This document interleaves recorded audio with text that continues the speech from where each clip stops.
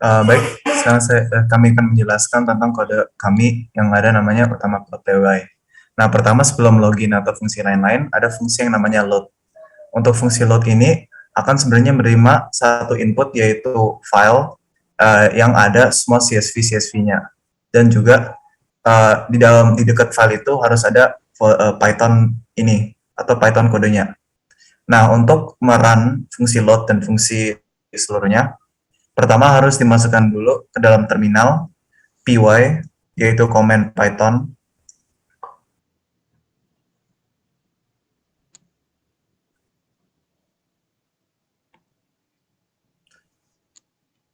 Dan seterusnya nama kodenya dan juga nama file di mana semua CSV-nya ada.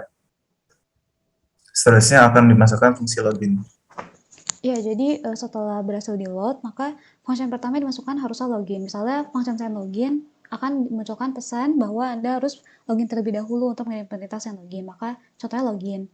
Nah, pada function login diminta untuk memasukkan username dan password. Misalnya username dan password salah, jadi misalnya acak. Nah ya, passwordnya juga akan ditampilkan pesan bahwa password atau username salah atau tidak ditemukan. Selanjutnya, coba password dan username-nya benar. Misalnya Sharkfin username-nya, passwordnya file123. Akan ditampilkan pesan, halo, ini nama penggunanya, selamat datang di Binomo. Selanjutnya baru bisa dimasukkan function lain.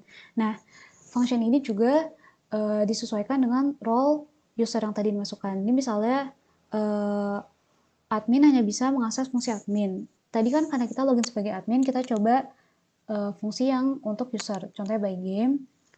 Nah, karena by game ini hanya dibuat untuk user, maka ditampilkan perintah, maaf Anda harus menjadi user. Selanjutnya, coba function yang emang dibuat untuk admin. Contohnya itu register. Oke, untuk fungsi register akan menerima nama username dan password. Nah, dia akan hanya error atau menolak apabila username-nya sama dengan salah satu username di user.csv. Nah, misalkan username-nya Sharkfin seperti kita login, password 134 akan ditolak. Nah, jika username-nya beda, akan diterima dan akan di-save kepada user array-nya.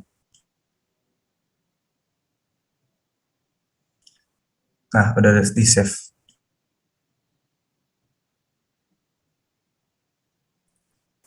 Selanjutnya, fungsi tambah game.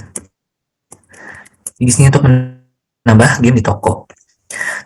Terdapat informasi-informasi game yang harus diisi, semuanya harus diisi. Kalau ada yang dikosongin, dia bakal disuruh ngisi ulang sampai semuanya keisi full.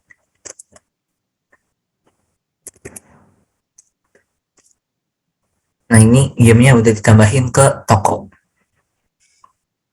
Oke, seterusnya ada fungsi ubah game. Nah, untuk fungsi ini akan menerima seperti tadi, nama, kategori, tahun rilis, harga, dan stok awal. Apabila ada salah satu yang tidak sesuai dengan salah satu yang di dalam game.csv, akan mengeluarkan error. Jadi misalkan jika semuanya asal,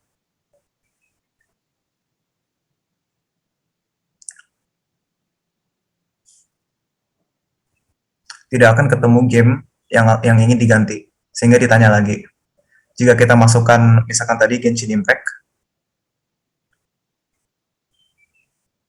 Adventure,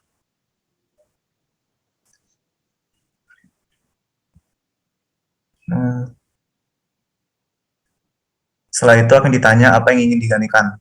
Misalkan jika kita mengganti nama gamenya menjadi jadi apa ya, Skyrim,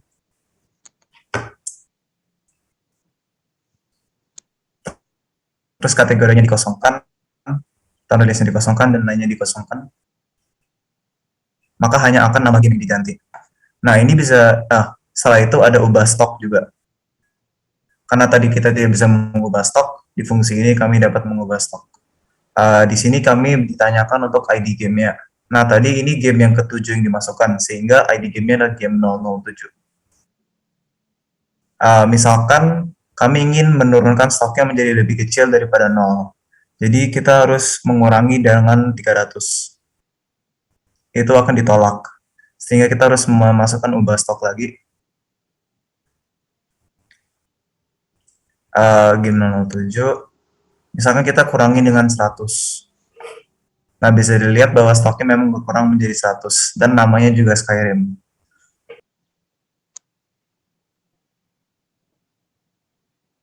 Selanjutnya ada list game toko. Pada fungsi ini berfungsi untuk melis game pada toko tergantung dengan skema sorting yang dipilih. Skema sorting bisa berdasarkan harga dan tahun rilis. Coba misal harga plus.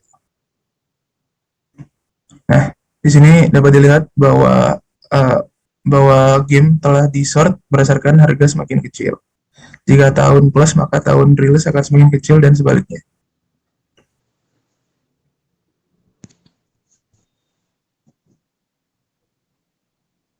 Selanjutnya ada fungsi top up. Fungsi ini berfungsi untuk menaikkan saldo user. Contohnya, nah di sini diminta untuk menginput username. Misalnya contohnya walk username-nya. Lalu saldonya bisa berupa positif atau negatif. Jadi kalau positif bertambah dan negatif berkurang. Misalnya, dan ini juga akan error jika saldo akhirnya kurang dari 0. Contohnya dikurang banyak gitu, kurang ya 500 miliar atau berapa. Maka akan ditampilkan pesan masukan tidak valid dan saldo tidak jadi ditambahkan. Nah, selanjutnya jika dicoba saldo yang benar, misalnya dikurang 50.000. Maka saldonya berkurang menjadi 200.000 sekarang. Selanjutnya ada fungsi help. Fungsi ini berfungsi untuk menampilkan daftar fungsi yang dapat diakses oleh pengguna atau role-nya. Jadi misalnya admin sama user nanti akan beda yang ditampilkan. Lalu ada fungsi exit. Fungsi exit ini berhubungan dengan fungsi save. Jadi jika menyalakan fungsi exit maka akan ada tulisan seperti itu. Apakah Anda akan melakukan penyimpanan? Jika iya, maka fungsi save akan dijalankan. Ya, coba. Yes. Nah, masukkan nama folder penyimpanan, masukin aja terserah itu. Hasil oke. Nah, perubahan tadi telah disimpan di folder hasil. Oke. Dan program telah selesai.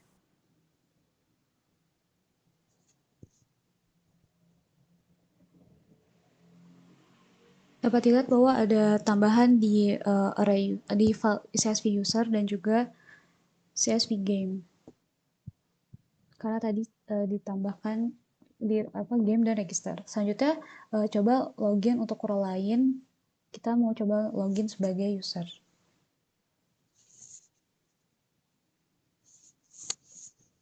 Login. Kita mau coba walk tadi, passwordnya green tea. Nah, sekarang kita coba function yang untuk user, misalnya by game. Fungsi ini meminta ID game, misalnya tadi kan saldonya 200.000. Kita coba beli Minecraft game 005 berarti ID gamenya. Game 005 ya. Nah, ini akan diberikan pesan Minecraft berhasil dibeli. Nah, tapi kalau misalnya dicoba untuk beli game lagi yang lain, misalnya game 001, nah, saldonya tadi karena sudah habis, maka ditampilkan pesan bahwa tidak cukup untuk membeli game tersebut.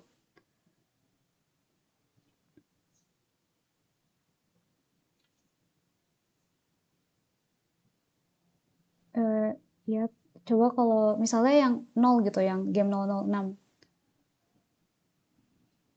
Nah, bisa dibeli karena harganya 0, jadi dia bisa dibeli siapa saja. Lanjut ke function selanjutnya. Selanjutnya itu melihat game yang dimiliki, itu list game. Nah, ini tadi udah beli game 5 dan game 6. Jadi dia di sini punya game 5 dan game 6. Nah, ini jika dia belum beli game sama sekali, belum punya game, maka di list game ini akan diberi pesan bahwa dia nggak punya game. Selanjutnya yaitu search my game. Jadi di sini mirip dengan list game, tapi di sini dia bisa mencari berdasarkan parameter ID game atau tahun rilis. Kalau dua-duanya dikosongin, nanti akan keluar semuanya. Kalau salah satu yang diisi, ya akan ngeceknya dari salah satu aja. Misalnya game 005. Nah, kalau tahunnya 2010, nanti keluarnya game 006 doang. Nah, kalau misalnya Bisa ke function riwayat dulu. Oh iya nanti abis ini function riwayat. Oke. kalau misalnya di gamenya 005, tapi misalnya tahunnya bukan 2002 gitu, dia kan nggak ada game yang memenuhi kriteria. Selanjutnya yaitu riwayat, yaitu melihat riwayat pembelian game. Nah, ini sama ya, yang udah dibeli itu Minecraft sama Rasa Princess. Nah, ini kalau belum pernah beli game, dia bakal keluar pesan juga kalau dia nggak punya riwayat pembelian game. Function selanjutnya yang bisa dicoba itu search game at store. Function ini akan menerima input parameter, beberapa parameter. Jadi ini bisa diisi dan bisa juga tidak. Misalnya dikosongkan semuanya, maka akan ditampilkan semua game yang ada pada toko. Nah, selanjutnya jika dimasukkan salah satu parameternya, misalnya harganya 0.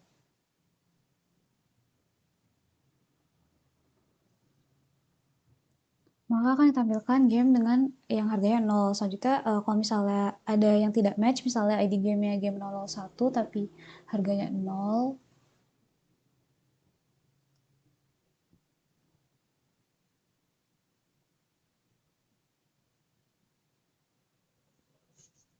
nah maka akan dimunculkan tidak ada game yang memenuhi kriteria.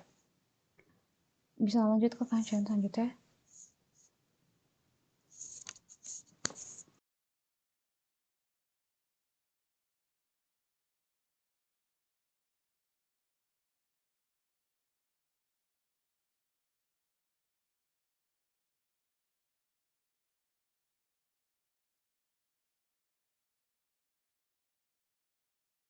Selanjutnya udah selesai semuanya, bisa di exit.